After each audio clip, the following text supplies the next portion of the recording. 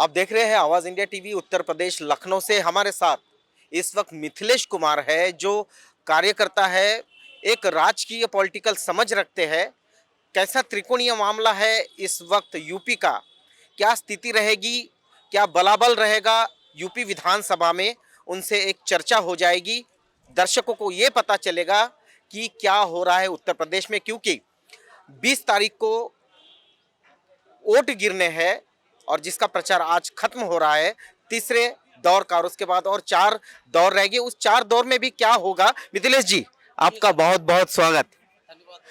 अभी तीसरा दौर का वोटिंग हो रहा है। तीसरे दौर तक, हम 7 दौर की बात नहीं करेंगे, तीसरे दौर तक क्या बलाबल, क्या स्थिति है उत्तर प्रदेश में? देखिए, 2 चढ़ के मतदान हो चुके हैं, तीसरा कल होने वाला है। तो उत्तर प्रदेश के तीसरा चरण जो होने वाला कल है, तो अभी त्रिकोणीय मामला फंसा हुआ है। तो इन 2 चरणों को देख करके ये लग रहा है कि तीसरा कल होने वाला लग रहा है कि अभी यहाँ पर कोई फुल मेजोरिटी में नहीं आने की उम्मीद है।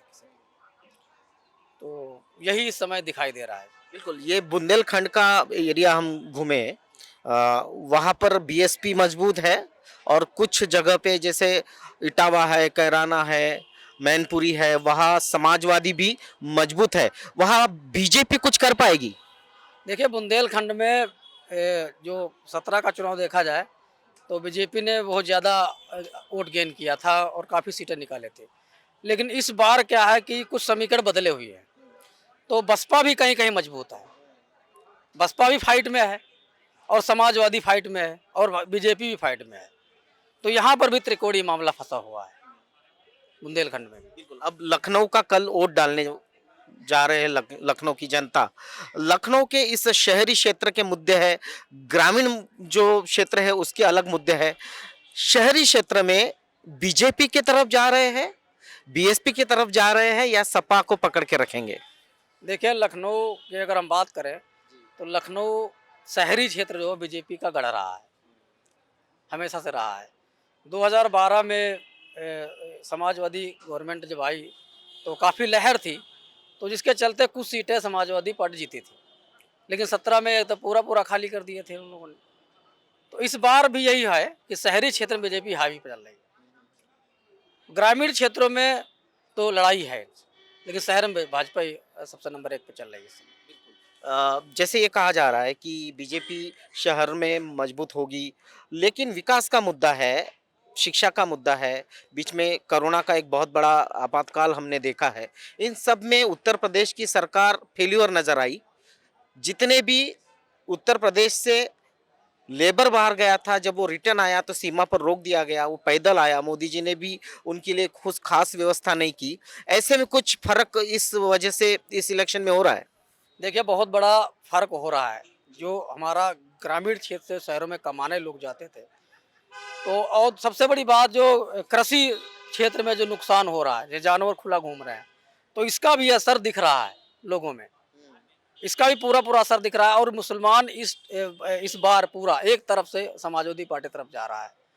और गांव में जो मजदूर पलायन करके गए तो उनको भी उसका भी भाजपा का नुकसान दिख रहा है इसमें। ये कहा जा रहा है कि 5 किलो राशन और खाने पीने की चीज़ें भाजपा के केंद्रीय सरकार ने भी और स्टेट में भी योगी ने प्रोवाइड किया है। तो लोग 5 किलो अनाज से मान जाएंगे और फिर से बीजेपी की तरफ चले जाएंगे। देखिए, 5 किलो अनाज की जो बात रही वो सब जनता जान रही है। कोई नहीं मानने वाला है, कोई नहीं मानने वाला। सब जानते हैं कि 5 किलो अनाज देकर क्या कराया जा रहा है हमसे। गैस सिलेंडर 400 रुपये का 1000 का हो गया। पेट्रोल कहाँ जा रहा है, डीजल कहाँ जा रहा है। गांव-गांव में किसानों के पास जहां नहरों की सुविधा नहीं है वहां ट्यूबवेल सिंचाई करते हैं। सिंचाई के लिए डीजल नहीं मिल रहा था। कोरोना काल के हालात रहे कि सब्जियां खेतों में सड़ गईं, किसान बेच नहीं पाया। एमएसपी जो लागू किए थे, एमएसपी फेल हो गया पूरा प्रोग्राम इनका। एमएसपी नहीं था तो धान का, गेहूं का रेट ठीक मिल जा रहा था। जो लोकल आढ़तिया जो होते हैं उनसे पास अच्छा मिल जा रहा था। एमएसपी के आने की वजह से उनका रेट नहीं मिला। हम दूसरे को बताएं, हम खुद धान बेचे इस बार, तो पहले 1500-1600 का रेट मिलता था। जब से एमएसपी का इनका प्रोग्राम आया तब से 10 1000 950 800 ऐसे ही रेट में बिका। किसानों का बहुत नुकसान हुआ इसमें, बहुत नुकसान हुआ किसानों का। जैसे ये देखा गया कि कोरोना में जब बहुत कोरोना की वेव थी, हर घर में मरीज थे और अस्पतालों में बेड नहीं मिल रहे थे और हम सब ने देखा कि गंगा पे लाशें तैर रही थी। अब उस गंगा में जो लाशें तैर रही थी, उसको दबाने के लिए नरेंद्र मोदी ने पहले भी कहा था कि मुझे गंगा माँ ने बुलाया है और बाद में वो यहाँ आते हैं, मंदिरों का उद्घाटन करते हैं, गंगा में डुबकी लगाते हैं। ये जो पूरा ड्रामा चला, इसका कुछ फर्क? बहुत बड़ा फर्क है। जनता जानती है कि हमें मंदिर नहीं विद्यालय चाहिए, हमें धर्म नहीं रोजगार चाहिए। बेरोजगारी किस कदर बढ़ी हुई है, जीडीपी माइनस हम चले गए, व्यापार खत्म हो गए। कोरोना काल में लखनऊ के आसपास हम देखते हैं, यहाँ पर काफ़ी बिजनेस छोटे छोटे लोग उद्योग काम कर रहे थे, सारे उद्योग बंद हो गए। वो उसमें से 30% रीस्टार्ट हो पाए, 70% आज ही बंद हो गए। अब 70% में कितने हजारों काम युवा काम कर रहे थे, सब बेरोजगार हो गए। तो इसका भी असर है और ये सब जान रहे हैं सब।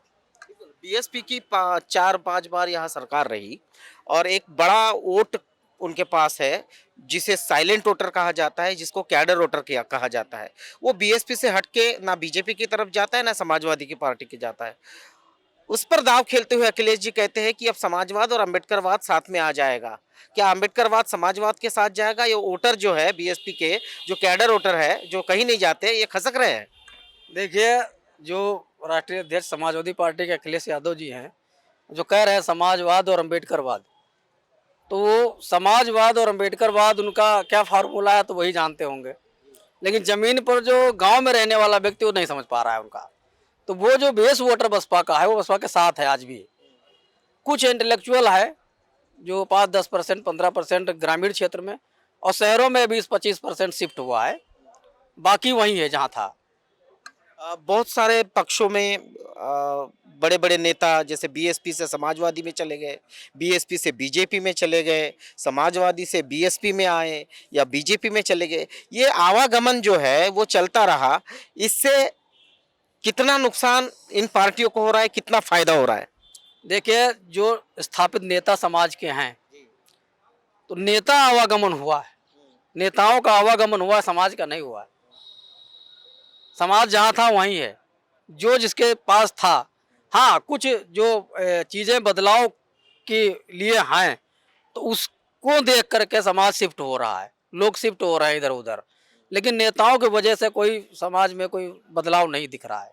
2014, 2019 दोनों लोकसभा में बीजेपी और मोदी की वेव थी। आज उत्तर प्रदेश का विधानसभा चुनाव में क्या ऐसा कोई मोदी का वेव दिखाई दे रहा है? नहीं, आप तो पूरा प्रदेश में घूम रहे हैं, देख रहे हैं, इस बार तो कोई उनका व्यू नज़र नहीं आ रहा है। वो खुद ही परेशान है, तो वो अब देख रहे हैं किस स्तर की राजनीति शुरू कर दी है।